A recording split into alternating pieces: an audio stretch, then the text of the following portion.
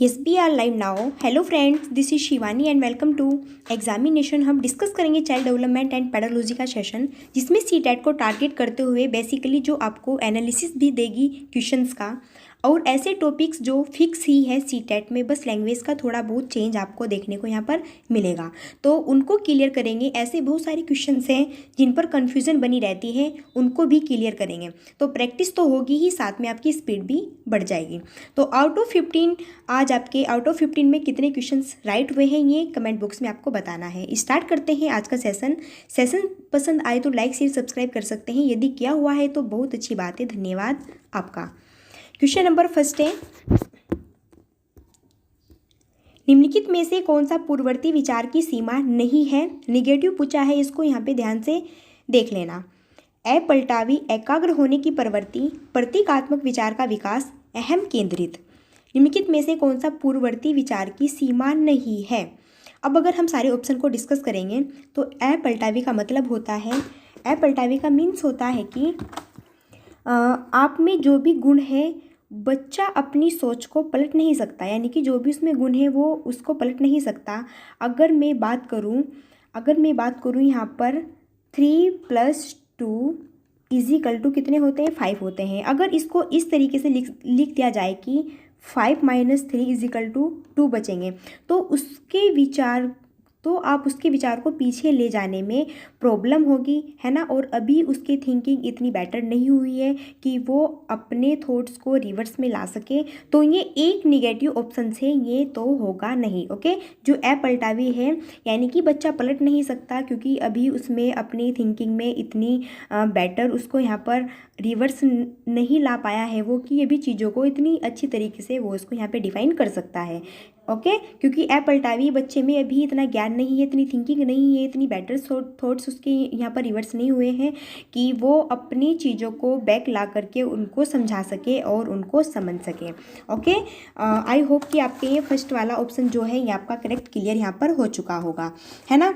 अगर हम बात करें यहाँ पर सेकंड ऑप्शन की, कि एकाग्र होने की प्रवृत्ति, यानी कि इसका मतलब है कि ध्यान करने की जो प्रवृत्ति है, यानी कि सिर्फ एक ही विशेषता पर, एक ही फ्यूचर पर केंद्रित करना। जैसे मान लीजिए 4 पेन है और उसके सामने क्या है, 4 पेन है और आपने उसको एक पेन दिया है और उसको सिर्फ उसकी हाइट ही दिख रही है, या फिर उसने सिर्फ ओनली उसमें जो वो रिफिल्स डला हुआ है उसको देखा है, या फिर उसने पेंसिल्स के कलर्स को देखा है, बाकी उसमें उसको पेंसिल की कुछ भी विशेषता नहीं दिख रही कि पेंसिल की जो निकल है किस टाइप्स की है ना, इसकी जो ऊपर की कैप है किस टाइप्स के, इसका कलर कैसा है, बाकी उसको एक ही विशेषता के अकॉर्डिंग जब पेंसिल की और अदर विशेषता नहीं दिखाई दे रही है, तो वहाँ पर एकाग्र होने की प्रवृत्ति, यानी कि सिर्फ उसका जो भी थिंकिंग सोचने का जो नज़रिया है ओनली एक साइड ही है। ओके, तो ये भी ऑप्शन नहीं होगा। अब बात करते हैं प्रतीकात्मक विचार का विकास, तो ये इसका ऑप्शन राइट हो जाएगा, प्रतीकात्मक विचार का विकास। अब बात करते हैं 4 ऑप्शन की, अहम केंद्रित, यानी कि अहम केंद्रित का मीन्स भी वही होता है ईगो सेंट्रिज्म, की वो बाकी पक्ष देख नहीं पाता जो उसके जैसे कि उसके फादर हैं, है ना, जैसे उसके फादर हैं, बस उसका मतलब ये है कि मेरे फादर है, मेरे फादर किसी के बेटे नहीं है, या फिर मेरे फादर किसी के भाई नहीं है, फिर मेरे फादर किसी के अंकल जो भी है वो नहीं है, ये सिर्फ ओनली मेरे फादर है। बस उसको ये पता है कि जो मेरे फादर है ये बस मेरे फादर है, बाकी इनका रिलेशन किसी और के साथ नहीं है। तो ये उसकी क्या हुई है, निगेटिव उसकी थिंकिंग हुई यहाँ पर। ओके, अब यहाँ पर बताने की पूर्ववर्ती विचार, तो प्रतीकात्मक विचार का विकास यानी कि डेवलपमेंट ऑफ सिंबॉलिक थॉट्स जो है वो बेहतर है, ये चारों साइड से पक्षों में रहता है और ये लिमिटेड नहीं है, इसमें बच्चा सारे पक्ष अपने देख सकता है। तो प्रतीकात्मक विचार का विकास जो है ये ऑप्शन आपका राइट हो जाएगा। आई होप कि आपको अपलटावी, एकाग्र होने की प्रवृत्ति और अहम केंद्रित यहाँ पर बातें समझ में आ गई होगी। अपलटावी का मतलब होता है कि जब बच्चा चीज़ों को पलटकर नहीं देख सकता, उनको विचार नहीं कर सकता, है ना। एकाग्र होने की प्रवृत्ति का मतलब होता है कि बस एक ही बात पर फोकस है कि मेरे फादर बस मेरे ही फादर है, बाकी मेरे फादर अपने किसी भी रिलेशंस में नहीं है। अहम केंद्रित का मतलब भी यही होता है कि बस उसका जो ईगो सेंट्रिज्म है वो बाकी पक्ष नहीं देख पाता, बस ओनली उसका इतना ही मतलब है कि बस मेरे पास ये पेंसिल है तो मेरी पेंसिल में ये बस इसकी इस टाइप्स की डॉट्स है तो इस टाइप्स की ही डॉट्स है। बाकी जो प्रतीकात्मक विचार का विकास है ये हमारे चारों सिंबॉलिक थॉट्स में हमारे साइड्स के पक्षों में रहती है, ये लिमिटेड नहीं होती और इसमें बच्चा सारे पक्ष देख सकता है। अब बात करते हैं नेक्स्ट क्वेश्चन की। कथन एक बच्चे के समुचित विकास के लिए एक महत्वपूर्ण पूर्व निर्धारण जो उसके सोच शारीरिक विकास को सुनिश्चित करता है ना। कथन है असत्य है क्योंकि शारीरिक विकास किसी भी तरह से विकास के अन्य डोमेन को प्रभावित करता है। गलत हो सकता है क्योंकि विकास व्यक्ति में अलग अलग होता है। सच है क्योंकि शारीरिक विकास विकास के क्रम में सबसे ऊपरी स्थान पर है। सच है क्योंकि शारीरिक विकास अन्य डोमेन से जुड़ा हुआ है। अब यहाँ पर बात हुई है किसकी, यहाँ पर बात हुई है बच्चे के समुचित विकास के लिए एक महत्वपूर्ण पूर्व निर्धारण जो उसके सुवच्च शारीरिक विकास को सुनिश्चित कर सकता है ना। दैट मीन्स अगर हम यहाँ पर बात करते हैं अपने अलग ऑप्शंस की, अगर हम यहाँ पर हम फर्स्ट ऑप्शन की बात करते हैं कि असत्य है क्योंकि शारीरिक विकास किसी भी तरह से विकास के अन्य डोमेन को प्रभावित करता है। असत्य है, पहले इन्होंने गलत बता दिया है, जबकि क्या होना चाहिए, सत्य है, क्योंकि हाँ जो हमारा फिजिकल होता है, फिजिकल हमारे अन्य डेवलपमेंट को भी डोमेन करता है, उस पर इफेक्ट डालता है। बाकी इन्होंने बता दिया कि असत्य है, तो ये तो बिल्कुल आपका भैया क्या हो जाएगा, नोट हो जाएगा, नेगेटिव में पहुंच जाएगा। अब गलत हो सकता है क्योंकि विकास व्यक्ति में अलग अलग होता है। गलत हो सकता है क्योंकि विकास जो होता है हर व्यक्ति में अलग अलग होता है, बिल्कुल ये भी इनकी राइट है बात। बाकी अगर यहाँ पे देखते हैं सी ऑप्शन, सच है क्योंकि शारीरिक विकास विकास के क्रम में सबसे ऊपरी स्थान पर होता है। ये डोमेन नहीं करता है कि जो फिजिकल में होता है वो जो डेवलपमेंट होता है वो एक क्रम में और सबसे ऊपरी स्थान पर होता है। सच है क्योंकि शारीरिक विकास अन्य डोमेन से जुड़ा हुआ है, तो यहाँ पर करेक्ट आंसर हो जाएगा आपका ऑप्शन नंबर जो डी है, ये करेक्ट हो जाएगी। सच है क्योंकि शारीरिक विकास अन्य डोमेन से भी जुड़ा हुआ होता है। शारीरिक विकास जो होता है हमारे फिजिकल ग्रो है ना, एंड हमारी जो भी हेल्थ जो भी फिजिकल जो भी हमारी सारी वो होती है डेवलपमेंट, उन सब से ये जो है जुड़ा हुआ होता है। अब यहाँ पर बात हुई है उसकी डेवलपमेंट की, शारीरिक विकास की बात हुई है यहाँ पर। अगर हम इसको देखें कि डेवलपमेंट से भी आपके सोशल डेवलपमेंट से भी सभी से जुड़ी हुई, क्योंकि डिपेंड सबसे ऊपर है। जो डेवलपमेंट है, डेवलपमेंट के 4 टाइप्स होते हैं। 4 टाइप्स होते हैं, पी, सी, एस और ई। पी का मतलब होता है फिजिकल, सी का मतलब होता है कॉग्निटिव, एस का मतलब होता है सोशल, ई का मतलब होता है इमोशनल, है ना। फिजिकल मतलब शारीरिक विकास, कॉग्निटिव मतलब संज्ञानात्मक विकास, सामाजिक विकास सोशल का मतलब, और इमोशनल मतलब सामयिक विकास, है ना। आई होप कि आपको क्वेश्चन क्लियर हो गया होगा। देखो यहाँ पर पूछा है कि शारीरिक विकास को सुनिश्चित करता है, तो शारीरिक विकास को सुनिश्चित करता है कि सच है क्योंकि शारीरिक विकास अन्य डोमेन से भी जुड़ा होता है। अन्य हमारे जो पार्ट्स होते हैं, भाग होते हैं, उनसे भी शारीरिक विकास जो है वो जुड़ा हुआ होता है। अब देखते हैं नेक्स्ट क्वेश्चन। क्रिस्टीना ने एक फील्ड ट्रैप के लिए अपनी क्लास ली और वापस आने के बाद उन्होंने अपने छात्रों के साथ यात्रा पर चर्चा की। इसे इस तरह समझा जा सकता है। अब देखो क्रिस्टीना ने क्या किया, एक फील्ड में गई, बाई चांस मान लीजिए वो उनको कुछ भी आगरा या फिर अदर जो भी अच्छा प्लेस है वो दिखाने के लिए गई, है ना। आप इमेज कर लो कि क्रिस्टीना जो है, उनकी टीचर जो है उनको एक अच्छे फील्ड में लेकर गई, यानी कि उनको जैसे ताजमहल या फिर आगरा जो भी, चलो ताजमहल इमेज कर सकते हैं, तो ताजमहल दिखाने के लिए वो लेकर गई। फिर अपनी क्लास में उनको वापस लाई और आने के बाद उन्होंने अपने छात्रों के साथ यात्रा पर चर्चा की कि आपने वहाँ पर जो हमने ताजमहल देखा है, हम ऐसे ही सीन कर रहे हैं कि जो हमने ताजमहल जो देखा है ना, उस पर आपकी क्या राय है, इस पे बच्चों की क्या राय है, उन्होंने क्या सीखा है, क्या देखा है, क्या वहाँ पर इमेज किया है, क्या वहाँ पर उन्होंने चीज़ों को वहाँ पर देखा है ना, कैसे फेस किया है। बस ये बात है कि जैसे एक माँ क्या करती है, जैसे एक माँ बच्चे को कुछ वर्क देती है और वो जब वर्क पूरा हो जाता है तो फिर एक माँ पूछती है बच्चे से कि आपने ये वर्क पूरा कैसे किया है। तो बस कृष्णा जो एक टीचर है वो उनको एक अच्छी प्लेस पे लेकर गई है, तो बाद में वो उनके साथ में चर्चा करना चाहती है उसकी यात्रा की, कि आपको यात्रा करते समय कितना अच्छा लगा, कितना अच्छा फील हुआ, कैसा हुआ, किसी को कैसे बेटर हुआ, क्या फिर क्या नहीं हुआ, आपको कैसा, है ना। तो सभी ये बातें हुई। तो इसमें देखना है सीखने का आकलन, सीखने के लिए आकलन, मूल्यांकन के लिए सीखना है, फिर मूल्यांकन का अध्ययन। तो अगर यहाँ पर हम करेक्ट बात करते हैं तो ऑप्शन नंबर जो ए है यहाँ पर करेक्ट हो जाएगा। सीखने का आकलन, सीखने के लिए ये तो असेसमेंट ऑफ लर्निंग होगा, क्योंकि लर्निंग का जो एक्सपीरियंस था वो आप दे चुके हैं बच्चों को, है ना। दैट मीन्स अधिगम हो चुका है, लर्निंग हो चुका है, उसके बाद आप एसेस कर रहे हैं, है ना। यानी कि कृष्णा ने उनको क्या दे दिया है, असेसमेंट ऑफ लर्निंग दे दिया है, असेसमेंट दे दिया है, बाद में सिर्फ उसको क्या करना है, लर्निंग बाय एसेस करना है। बस पूछना है, उन पर तर्क करना है कि आपको वो प्लेस कैसा लगा है, है, वहाँ पर कैसा फील किया है आपने, आपके एक्सपीरियंस कितने बड़े हैं, क्या नहीं हुआ है। बस ये यहाँ पर क्रिस्टीना जो है बच्चों को समझाना चाहती है और उनसे समझना चाहती है। बात करते हैं नेक्स्ट क्वेश्चन की। कथन पुरुष आमतौर पर महिलाओं की तुलना से अधिक बुद्धिमान होते हैं सच है, सच हो सकता है, लिंग पूर्वाग्रह को दर्शाता है, फिर बुद्धि के विभिन्न डोमेन को के लिए क्या है, सही है। अब देखो कथन है पुरुष आमतौर पर महिलाओं की तुलना से सबसे बुद्धिमान हो सकते हैं, तो यहाँ पर बात हुई है सोच जेंडर 22 की।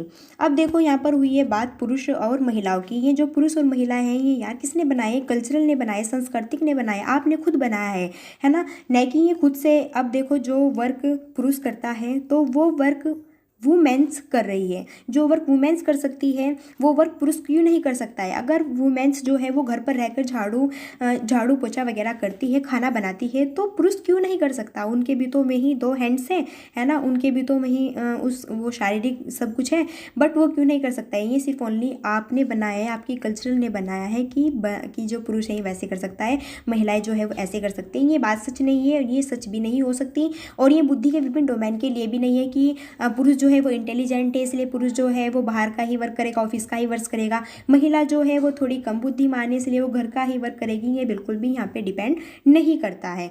तो यहाँ पे करेक्ट आंसर हो जाएगा लिंग पूर्वाग्रह को नहीं दर्शाता है, यानी कि वो जेंडर को नहीं दर्शाता है, मेल फीमेल को नहीं दर्शाता है। यहाँ पर बस ओनली उसके क्या होनी चाहिए, उसके काबिल होना चाहिए, वो चाहे फिर वुमेन्स हो या फिर क्या हो, मैंस हो, बस वो उस चीज़ के काबिल होना चाहिए, तो अब वो ही बनेगा। अब यहाँ पर कोई भी कल्चरल की बात नहीं होती है, एजुकेशन में कोई भी कल्चरल की बात नहीं की जाती है, लिंग पूर्वाग्रह को नहीं दर्शाया जाता है। क्लियर है। अब देखो जैसे कि मान लिया कि जो पुरुष है, पुरुष अच्छी गाड़ी चला सकते हैं, पुरुष जो है बाइक या फिर कार्स है ना, या फिर बस वगैरह जो भी है वो चला सकते हैं। बाकी अब जो है वुमेन्स भी कार्स है ना, वुमेन्स भी कार्स ड्राइव कर सकती है ना, बाइक्स स्कूटी वगैरह सब कुछ ड्राइव कर सकती है। ओके, ऐसा नहीं है कि सिर्फ ओनली बस पुरुष ही चला सकते हैं इनको, बाकी महिलाएं घर पे बैठ के क्या करे, झाड़ू पोछा और बर्तन ही करे, है ना, ऐसा बिल्कुल भी नहीं है। बात करते हैं नेक्स्ट क्वेश्चन की। मूल्यांकन का मुख्य उद्देश्य होना चाहिए शिक्षार्थियों की त्रुटियों को इंगित करने के लिए, शिक्षार्थियों की बुद्धि को मापने के लिए, यह तय करने के लिए कि किसी छात्र को अगली कक्षा में प्रोन्नत किया जाना चाहिए, या फिर सीखने में अंतराल का निदान और उपाय करना। अब देखो मूल्यांकन का मुख्य उद्देश्य क्या होना चाहिए। अब अगर हम सारे ऑप्शन को समझते हैं कि मूल्यांकन का मुख्य उद्देश्य होना चाहिए शिक्षार्थियों की त्रुटियों को इंगित करने के लिए, शिक्षार्थियों की त्रुटियों को इंगित करने के लिए, यानी कि उनको इग्नोर करने के लिए नहीं, बिल्कुल भैया यहाँ पर इग्नोर नहीं करना है। शिक्षार्थियों की बुद्धि को मापने के लिए, क्या बस बुद्धि को, इंटेलिजेंस को मापना है कि कितना, अगर बच्चा इंटेलिजेंस है तो मैं इनको यहाँ पे सॉल्यूशन दे दूंगा या फिर दे दूंगी, अदरवाइज मैं उनको नहीं दूंगा, है ना। अगर बात करते हैं इसी ऑप्शन की कि यह तय करने के लिए कि किसी छात्र को अगली कक्षा में प्रोन्नत किया जाना चाहिए, यह तय करने के लिए कि हाँ वो इसके काबिल है भी नहीं, फिर इतना इंटेलिजेंस है भी नहीं, है ना, इसके लिए सिर्फ आप उसको अगली कक्षा में प्रोन्नत करेंगे, ऐसा भी नहीं है, ये भी निगेटिव में चला जाएगा। बाकी जो ऑप्शन नंबर डी है कि सीखने में अंतराल का निदान और उपाय करना, दैट सी यहाँ पर बेस्ट ऑप्शन आपका होगा कि बच्चे की भलाई हो, है ना, आप उसमें डायगोन्स और रेमेडी गैप्स को बता रहे हैं कि इसमें सीखने के अंतराल का निदान और उपाय करें, है ना, बच्चा कैसे सीख सकता है ना, कैसे बच्चे को सिखाना चाहिए, किस तरीके से बच्चे को सिखाना चाहिए, ईजिली तरीके से बच्चे को सिखाना चाहिए। सो ये सब कुछ आपके ऊपर डिपेंड करता है कि आप बच्चे का निदान किस टाइप से कर रहे हैं और उसे किस प्रकार के उपाय दे रहे हैं। इन तीनों ऑप्शन से सबसे बेटर ऑप्शन हो जाएगा आपका ऑप्शन नंबर 4। ओके, अब बात करते हैं यहाँ पर क्वेश्चन नंबर नेक्स्ट की। मानव विकास कुछ सिद्धांतों पर आधारित है, निम्न में से कौन मानव विकास का सिद्धांत नहीं है। मानव विकास जो है कुछ सिद्धांतों पर आधारित है, निम्न में से कौन सा मानव विकास का सिद्धांत नहीं है। निगेटिव पूछा है, इसको यहाँ पर आपको सबसे पहले देख लेना है कि निगेटिव पूछा है या फिर पॉजिटिव पूछा है। अब निरंतरता, अनुक्रमिकता, सामान्य से सामान्य या फिर प्रतिवर्ती। मानव विकास कुछ सिद्धांतों पर आधारित है और निम्न में से कौन सा मानव विकास का सिद्धांत नहीं है, तो ऑप्शन नंबर जो डी है प्रतिवर्ती है आपका इनकरेक्ट हो जाएगा, है ना, यानी कि प्रतिवर्ती इसके अंदर मानव विकास के अंतर्गत नहीं आता है। अगर बात करते हैं निरंतरता की, जी बिल्कुल, जो डेवलपमेंट है आपका गर्भ से गर्भ तक जाएगा, है ना। बात करते हैं अनुक्रमिकता की कि एक सीक्वेंस से चलना है ना, दौड़ना है, बोलना है, जैसा बच्चा क्या लेता है, बर्थ लेता है पहले, फिर गुटलिया चलता है ना, और फिर घिस घिस कर ऐसे चलता है, फिर फिर थोड़ा खड़ा होता है, फिर चलता है ना, फिर दौड़ता है, भागता है, बोलता है। सो ये सभी क्या है, सीक्वेंस में है। फिर सामान्य से सामान्य है ना, यानी कि सामान्य बॉडी को एक्टिविटीज़ करने लगेगा, है ना। अगर 4 ऑप्शन की बात करेंगे, यानी बैक गियर नहीं लगेगा। अगर आप आज 10 साल के हैं, मान लीजिए आप आज 10 साल के हैं, तो आप 2 साल के नहीं होंगे, है ना, इसलिए बैक गियर नहीं जाएगा, यहाँ पर प्रतिवर्ती नहीं जाएगा। जो विकास है आपका वो बैक गियर नहीं जाएगा कि अब मैं 10 साल का हूँ या फिर हूँ तो फिर मैं नेक्स्ट जो है मैं 2 साल का हो जाऊँगा या फिर हो जाऊँगी, वो बैक गियर नहीं जाएगा। विकास जो होता है वो आपका बैक गियर नहीं जाता है, जबकि विकास आपका आगे बढ़ता जाता है, जीवन पर्यंत आगे चलता रहता है। ओके, क्लियर है। आई होप कि आपको चारों ऑप्शन यहाँ पर क्लियर हो चुके होंगे। बात करते हैं नेक्स्ट क्वेश्चन की। निम्नलिखित में से कौन सा विकास का सिद्धांत नहीं है, जो निगेटिव है उसको चूज कर लेना है। विकास आनुवांशिक और वातावरण दोनों से प्रभावित हो सकता है। विकास सार्वभौमिक है और सांस्कृतिक इसे प्रभावित नहीं करती। विकास आजीवन होता है, विकास परिवर्तनीय होता है। अब हम चारों ऑप्शन को लेकर चलेंगे, चारों ऑप्शन हमको यहाँ पर ध्यान से देखने हैं। पूछा है कि कौन सा विकास का सिद्धांत नहीं है। जो विकास का सिद्धांत नहीं है निगेटिव वो बताना है। देखो, विकास आनुवांशिक और वातावरण दोनों से प्रभावित हो सकता है। बिल्कुल, जो हमारा डेवलपमेंट है वो हमारी हेरिडिटी प्लस इन्वायरमेंट दोनों पर इफेक्ट डालता है ना। जो हमारा डेवलपमेंट होता है हमारी हेरिडिटी और इन्वायरमेंट दोनों पर इफेक्ट डालता है, वातावरण में और आनुवांशिकता, इन दोनों से ही विकास आपका अच्छा होता है, इसको प्रभावित करता है। ये ऑप्शन आपका राइट है ना। बाकी यहाँ पर पूछा है जो नहीं है। अब बात करते हैं नेक्स्ट इसकी कि विकास आजीवन होता है। बिल्कुल, जो विकास होता है आपका आजीवन, यानी कि विकास जो है आपका गर्भ से गर्भ तक चलता है। जब तक आप जीवित रहते हैं, जब तक आप मर नहीं जाते, तब तक आपका विकास चलता है। ये बिल्कुल करेक्ट है। बात करते हैं विकास परिवर्तनीय है। विकास परिवर्तनीय यानी कि मॉडिफाइबल है ना, आप चेंज कर सकते हैं। ये भी एक प्रिंसिपल हो जाएगा कि हम परिवर्तन, हाँ, हम विकास में परिवर्तन कर सकते हैं। जैसे कि हम अब इतने बड़े हैं, फिर आगे हम इतने हो जाएंगे, फिर जैसा अब हमारा विकास थोड़ा धीमी या फिर थोड़ा फास्ट है ना, तो इसमें क्या है, हम इसमें विकास में परिवर्तन कर सकते हैं, अपने डेवलपमेंट में परिवर्तन कर सकते हैं। ओके, तो ये भी आपका ऑप्शन जो है करेक्ट हो जाएगा। अगर बात करते हैं ऑप्शन नंबर बी की कि विकास सार्वभौमिक है और सांस्कृतिक इसे प्रभावित नहीं करती, तो यार यहाँ पे देखो, जो डेवलपमेंट है ये हमारे कल्चर को प्रभावित करती है ना, ये इस पर इफेक्ट डालती है, बहुत इंपॉर्टेंट है इसके लिए। बाकी इन्होंने दे दिया कि इसको प्रभावित नहीं करती, तो ऑप्शन आपका जो बी होगा ये इनकरेक्ट हो जाएगा। यानी कि पूछा है नोट, जो विकास से संबंधित नहीं है, तो विकास सार्वभौमिक है और सांस्कृतिक इसे प्रभावित नहीं करती, जबकि जो सांस्कृतिक है ये हमारे डेवलपमेंट को प्रभावित करती है। ओके, सो इसलिए आपका करेक्ट आंसर हो जाएगा ऑप्शन नंबर बी। नेक्स्ट है, निम्नलिखित में से किस अवधि में शारीरिक विकास और विकास तीव्र गति से होता है। मध्य बचपन और किशोरावस्था, किशोरावस्था, शिशुअवस्था या फिर प्रारंभिक बचपन और मध्य अवस्था।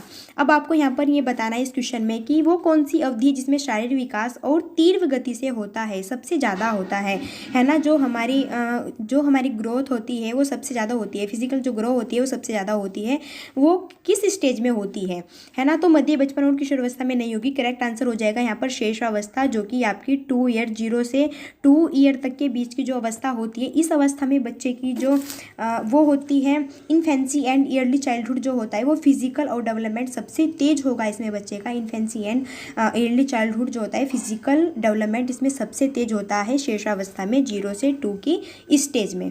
ओके, बात करते हैं नेक्स्ट क्वेश्चन की। निम्न में से कौन सी माध्यमिक सामाजिकरण के उदाहरण है। स्कूल और मीडिया, मीडिया और स्कूल, परिवार और पड़ोस, परिवार और स्कूल। दैट्स इट की इनमें से आपको पता चल गया होगा कौन सी माध्यमिक सामाजिकरण के उदाहरण है। तो करेक्ट आंसर हो जाएगा आपका स्कूल और मीडिया, यानी कि ऑप्शन नंबर ए आपका करेक्ट हो जाएगा, है ना। देखो, ये जो है सामाजिकरण, जो सोशलाइजेशंस होती है, सोशलाइजेशंस 2 प्रकार की होती है। सोशलाइजेशंस 2 प्रकार की होती है ना। सबसे फर्स्ट होती है आपकी प्राइमरी, सबसे फर्स्ट नंबर पर आती है प्राइमरी सोशलाइजेशन। सेकंड नंबर पर आती है आपकी सेकंड सोशलाइजेशन, यानी कि अगर हम बात करते हैं आपकी स्कूल की या फिर मीडिया की, है ना। तो यहाँ पर पूछा है कि माध्यमिक सामाजिकरण, जो कि बीच में, जो कि सेकेंडरी वाली जो आपकी सोशलाइजेशन है वो पूछा है। जो प्राइमरी सोशलाइजेशन से ये परिवार में होती है ना, क्योंकि सबसे पहला जो बच्चे का स्कूल होता है या फिर उसकी जो टीचर्स होती है वो क्या होती है, उसकी माता होती है, उसकी फैमिलीज होती है ना। तो यहाँ पर बात हुई है सेकेंड सोशलाइजेशन की। सेकेंड सोशलाइजेशन में आपके आ जाते हैं स्कूल, मीडिया, ये होते हैं सेकंड में। तो यहाँ पर करेक्ट आंसर हो जाएगा स्कूल और मीडिया। अब बात करते हैं नेक्स्ट क्वेश्चन की। व्यक्तिकरण भिन्नता का प्राथमिक चरण है, पर्यावरण प्रभावित करता है, आनुवांशिक और पर्यावरण के बीच जटिल परस्पर क्रिया है, माता पिता के द्वारा जेनेटिक कोड या फिर जन्मजात विशेषता है। व्यक्तिकरण भिन्नता का प्राथमिक या फिर प्रारंभिक क्या कारण है। अब चारों ऑप्शन को डिस्कस करेंगे यहाँ पर बाय वे। देखो, पर्यावरण प्रभावित करता है, व्यक्तिकरण भिन्नता का प्राथमिक चरण है कि वो पर्यावरण प्रभावित करता है, इतना राइट नहीं हुआ है। जबकि आनुवंशिकता और पर्यावरण के बीच जटिल परस्पर क्रिया है, आगे देखते हैं। माता पिता के द्वारा जेनेटिक कोड है, फिर जन्मजात विशेषता है। तो सबसे बेटर ऑप्शन हमको चूज करना है, तो सबसे बेटर हो जाएगा आनुवंशिक और पर्यावरण के बीच जटिल परस्पर क्रिया। जब हमारी हेरिडिटी और इन्वायरमेंट दोनों के बीच में परस्पर क्रिया होती है ना, तो इससे व्यक्तिकरण भिन्नता का प्राथमिक कारण क्या होता है, ज़्यादा इंपॉर्टेंट होता है ना। जब हेरिडिटी और इन्वायरमेंट दोनों में क्या होता है, दोनों के बीच इंस्ट्रक्शन से सीखा जाए, यानी कि आप दोनों की इंपॉर्टेंट यहाँ पे रोल होते हैं। आनुवांशिकता भी इतना ही इंपॉर्टेंट रोल प्ले करता है और इन्वायरमेंट भी इतना ही इंपॉर्टेंट रोल प्ले करता है आपके व्यक्तिकरण में। ओके, बात करते हैं नेक्स्ट क्वेश्चन की। भावनाएं और अनुभूति एक दूसरे के हैं, साथ बना हुआ है, संबंधित नहीं है, पूरी तरह अलग है या फिर स्वतंत्र है। एक साइड है भावनाएं और एक साइड है अनुभूति। भावनाएं और अनुभूति एक दूसरे के क्या है, एक दूसरे के साथ बना हुआ है, एक दूसरे से संबंधित है, एक दूसरे से इंटरवुवेन विद है। आपके इमोशंस इंटरवुवेन है, एक दूसरे से जुड़े हैं, है ना। आपके जो भी इंटरवुवेन विद है, एक दूसरे से क्या है, इमोशनल्स इंटरवुमेन से, और एक दूसरे से जुड़े हैं, एक दूसरे से परस्पर संबंधित है। भावनाएं और अनुभूति आपकी एक दूसरे से संबंधित है ना, न कि यहाँ पर संबंधित नहीं है, बिल्कुल निगेटिव है, पूरी तरह अलग है, निगेटिव है, स्वतंत्र है, बिल्कुल अपने आप में क्या है, इंडिपेंडेंट है, किसी के ऊपर भी डिपेंड नहीं है ना, किसी के ऊपर डिपेंड नहीं है। तो बिल्कुल गलत है यहाँ पर ऑप्शन जो नंबर ए है करेक्ट हो जाएगा कि पूरी तरह से इंटरवुवेन विद है, आपके इमोशन इंटरवुवेन है और एक दूसरे से जुड़े हुए हैं। ओके, बात करते हैं नेक्स्ट क्वेश्चन की। रचनात्मक उत्तरों की आवश्यकता है। प्रत्येक शिक्षण और प्रत्यक्ष पर्सन, सामग्री आधारित पर्सन, खुले पर्सन या फिर एक अत्यधिक अनुशासित कक्षा। पहले तो बात करते हैं हम रचनात्मक क्या होता है। रचनात्मक जो है, रचनात्मक का मतलब होता है क्रिएटिविटी, यानी बेहतर सोचना, अच्छा सोचना रचनात्मक है ना। रचनात्मक का मतलब होता है क्रिएटिविटी। जब हम चारों साइड से अपने माइंड्स को लगाते हैं, सोचते हैं, उसे कहते हैं हम क्रिएटिविटी, यानी कि रचनात्मक। अब देखो यहाँ पर अगर हम सारे ऑप्शन की बात करते हैं कि प्रत्येक सोचना या बस एक साइड में सोचना, नो वे, एक साइड में नहीं सोचना। सामग्री आधारित पर्सन, कि हमें सामग्री दी हुई है कि बस आपको इतना है तो इतना होमवर्क या फिर इतना है तो इतना कार्य करना है, सामग्री पर आधारित है, ये भी ऑप्शन आपका राइट नहीं होगा। एक अत्यधिक अनुशासित कक्षा, बस एक अत्यधिक अनुशासित कक्षा हो, बाकी और क्या लेना, बच्चे कुछ भी करे ना करे, सीखे या ना सीखे, कोई डिपेंड नहीं करता है, ये भी ऑप्शन आपका नहीं होगा। बाकी ऑप्शन नंबर जो सी है, खुले पर्सन होने चाहिए, बिल्कुल माइंड्स में ऐसे क्वेश्चन होने चाहिए कि बच्चा उनका जो माइंड सोच सकता है, विचार कर सकता है, चारों तरह से लगा सकता है। जैसे टीचर ने पूछ लिया कि आप 10 कैसे कैसे लिख सकते हो, तो बच्चा बता सकता है कि 5 + 5 = 10 हो सकता है, 8 + 2 = 10 हो सकता है, 7 + 3 = 10 हो सकता है। तो देखो भैया, यहाँ पर आपने कितनी तरह से माइंड्स इसमें लगा लिया है 10 को बनाने में। तो रचनात्मक का मतलब होता है जब आप खुले रूप से सोच सकते हो, खुले पर्सनों की दिशाओं में जा सकते हो, तो उसको हम बोलते हैं रचनात्मक। ओके, बात करते हैं नेक्स्ट क्वेश्चन की। भारतीय समाज के बहुभाषी चरित्र को निम्न रूप में देखना चाहिए। बहुभाषी यानी कि बहुत भाषी, जब आप बहुभाषी है तो उसको आपको किस रूप में देखना चाहिए। शिक्षण सीखने की प्रक्रिया में बाधा, क्या जब हम बहुत भाषा को यूज़ करते हैं, बोलते हैं, तो वो हमारे शिक्षण सीखने की प्रक्रिया में बाधा उत्पन्न करती है? नहीं, जबकि बहुभाषा हमारे शिक्षण सीखने की प्रक्रिया में बाधा उत्पन्न नहीं करती है, बल्कि हमारे लिए बहुत ज़्यादा बेनिफिट्स होती है। ये करेक्ट नहीं है, ये आपका इनकरेक्ट हो जाएगा। स्कूल जीवन के संवर्धन के लिए एक संसाधन है, क्या बस स्कूल जीवन के संवर्धन के लिए एक संसाधन है ओनली, है ना। कि बहुभाषी क्या है, एक आपका व्यवहार बना लिया, एक आपका यहाँ पर उन्होंने व्यवसाय बना लिया है? नहीं, ये भी रॉन्ग है। बच्चों को सीखने के लिए प्रेरित करने के लिए शिक्षक की क्षमता को एक चुनौती है, क्या बच्चों को सीखने के लिए प्रेरित करने के लिए शिक्षक की एक क्षमता की एक क्या है, चुनौती है? गलत है। क्या उनको आप यहाँ पे भड़का के या फिर उनको डरा के या फिर उनको मारपीट करके सिखाओगे कि चुनौती के अकॉर्डिंग आपको सीखना है? एक कारक जो स्कूली जीवन को शिक्षार्थियों के लिए एक जटिल अनुभव बनाता है, तो बिल्कुल ऑप्शन नंबर आपका डी जो है करेक्ट हो जाएगा। बाय वे यहाँ पर हम अगर बात करते हैं कि ऑप्शन नंबर जो डी है आपका करेक्ट हो कि एक कारक जो स्कूली जीवन को शिक्षार्थियों के लिए एक जटिल अनुभव बनाता है, दैट मीन्स ये एक संसाधन है ना। ये जो कि आपकी सारी बच्चे की एक्टिविटीज़ को ध्यान में रखते हुए, है ना, कि बच्चे किस प्रकार सीख सकते हैं, पढ़ सकते हैं, देख सकते हैं, है ना, खेल सकते हैं, पढ़ सकते हैं, कूद सकते हैं, गा सकते हैं, कुछ पूछ सकते हैं, है ना, इन सभी में बच्चे की क्या होनी चाहिए, पूरी एक्टिविटी होनी चाहिए, है ना। दैट मीन्स आपने यहाँ पे इसको क्लियर कर लिया होगा, समझ भी गए होंगे कि स्कूल में बच्चों को ऐसा व्यवहार होना चाहिए कि बच्चा कुछ भी पूछ सकता है, टीचर से भी कुछ भी सीख सकता है ना।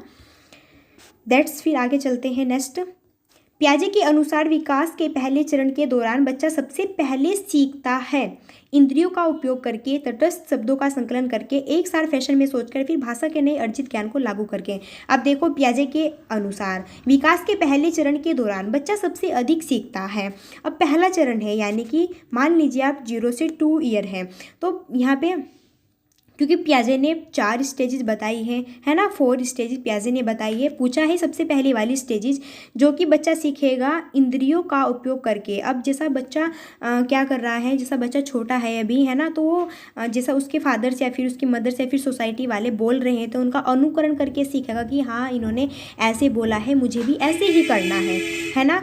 या फिर वो कुछ चीज़ों को देखता है कि बच्चे स्कूल जाते हैं तो मैं भी ऐसे जाऊँगा, मैं भी ऐसे पढ़ूंगा, मैं भी ऐसे पीऊँगा, मैं भी ऐसे खाऊँगा, वो देखता है, सीखता है अपने इन्वायरमेंट में। तो अपने इंद्रियों का जो उसकी जो 5 इंद्रियां होती है उनके अकॉर्डिंग वो यहाँ पर सीखता है। किसमें? पहले चरण में। अगर बात करते हैं इन 3 ऑप्शन की, तटस्थ शब्दों का संकलन करके, क्या बच्चा 2 ईयर में तटस्थ जो शब्द होंगे, यानी कि बहुत ही हार्ड जो शब्द होंगे, उनको बोल पाएगा? अरे यार, वो क्या बोल पाएगा उस पर, तो उसे तो ये भी नहीं पता है कि मैं हूँ कौन, है ना। या फिर अगर बात करते हैं ऑप्शन नंबर सी की, कि एक सार फैशन में सोचकर बहुत सारा सोचकर। यार कैसे सोच लेगा बच्चा? 2 ईयर का बच्चा कैसे सोच सकता है? वो बिल्कुल भी नहीं सोच सकता, बिल्कुल भी कुछ भी इमेज नहीं कर सकता। बात करते हैं लास्ट ऑप्शन की, कि भाषा के नए अर्जित ज्ञान को लागू करके, क्या वो खुद से अपनी लैंग्वेज के अकॉर्डिंग अपनी नॉलेज को बढ़ा सकता है? नो, बिल्कुल भी नहीं। 2 ईयर में उसे ये तो पता नहीं कि मैं कौन हूँ, मेरा कौन है, मैं क्या हूँ क्या नहीं हूँ, है ना। वो अपने ज्ञान को कैसे लागू कर सकता है, कैसे बढ़ा सकता है, कैसे क्या कर सकता है ना। तो करेक्ट हो जाएगा इंद्रियों का उपयोग करके, यानी कि अपने आँख, नाक, कान, त्वचा, इनके अकॉर्डिंग यहाँ पे यूज़ करके वो अपनी चीज़ों से सीख सकता है। क्लियर है। नेक्स्ट क्वेश्चन है, निम्नलिखित में से कौन एक विकास का प्रकार है? यह असंतोषजनक प्रक्रिया है। विकास की सभी प्रक्रिया आपस में जुड़ी नहीं है। यह सभी के लिए समान गति से आगे नहीं बढ़ती है। विकास हमेशा रैखिक होता है। निम्नलिखित में से कौन सा विकास का प्रकार है? देखो, अगर हम चारों ऑप्शन की बात करते हैं, चारों को डिस्कस करते हैं। यह असंतोषजनक प्रक्रिया है। क्या यह असंतोषजनक प्रक्रिया है कि विकास का एक प्रकार नहीं है? असंतोष है ये तो, है ना, इसमें तो बच्चा क्या है, पागल हो जाएगा वगैरह वगैरह, है ना। तो ये बिल्कुल नहीं है, ये निगेटिव है। विकास की सभी प्रक्रिया आपस में जुड़ी हुई नहीं है, गलत है। बिल्कुल विकास की सभी प्रक्रिया आपस में जुड़ी हुई होती है। विकास हमेशा क्या होता है, रैखिक होता है। ये बिल्कुल गलत है, विकास हमेशा रैखिक नहीं होता है। जबकि विकास जो है, कॉमन सेंस लगाइए, विकास जो है क्या होता है, वर्तालुकार वाला होता है। विकास जो होता है वो वर्तालुकार वाला होता है, न कि रैखिक, है ना। ओके।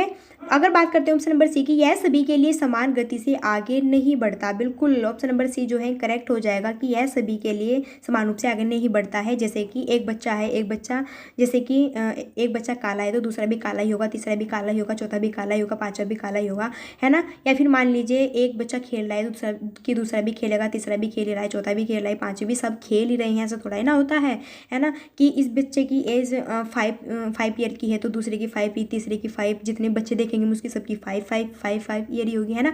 नो वे, ऐसा कुछ नहीं है। सबकी जो समान गति होती है वो क्या होती है, सभी के लिए समान नहीं होता है। विकास सभी के लिए समान नहीं होता है ना। सब में अलग अलग प्रकार का विकास होता है, सब में अलग अलग प्रकार की डेंसिटी होती है ना। जो कि ये 7 से 11 ईयर जिसमें लॉजिक आता है, और ये कंजक्शन आता है, संरक्षण वर्ग आता है ना। आई होप कि बिल्कुल आपको ये समझ में आ गया होगा क्वेश्चन, कि पूछा है विकास का एक प्रकार है। अगर मैं एक बार और आपको यहाँ पर समझा दूँ कि विकास का एक प्रकार है तो यह असंतोषजनक प्रक्रिया है, जबकि यहाँ पर होना चाहिए यह संतोषजनक प्रक्रिया है, तब राइट होता है। बाकी क्या है, निगेटिव है। विकास की सभी प्रक्रिया आपस में जुड़ी नहीं है। हाँ जी, बिल्कुल आपस में जुड़ी होती है। और विकास हमेशा रैखिक होता है, गलत है, वार्तालाकार होता है। यह बिल्कुल करेक्ट है कि यह सभी के लिए समान गति से आगे नहीं बढ़ता है। नहीं बढ़ता है। ओके, सभी में विकास की जो दर होती है, क्षमता होती है, अलग अलग प्रकार की होती है।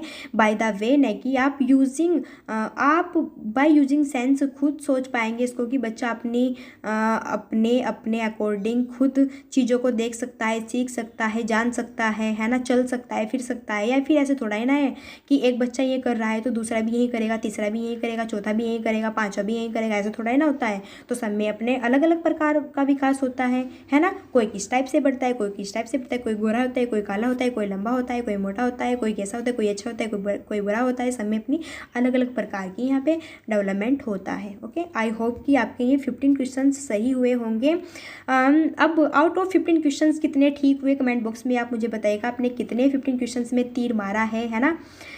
चलिए फिर, अगर आपको वीडियो अच्छा लग रहा है तो आप वीडियो को लाइक शेयर सब्सक्राइब कर सकते हैं। एग्जामिनेशन हब पर फर्स्ट टाइम आए तो अभी इसको सब्सक्राइब कर लीजिएगा, जिससे कि आपको डेली वाइज का नोटिफिकेशन यहाँ पर मिल सके। सो फिर मिलते हैं नेक्स्ट वीडियो में, तब तक के लिए so thanks for watching, keep studying, bye bye.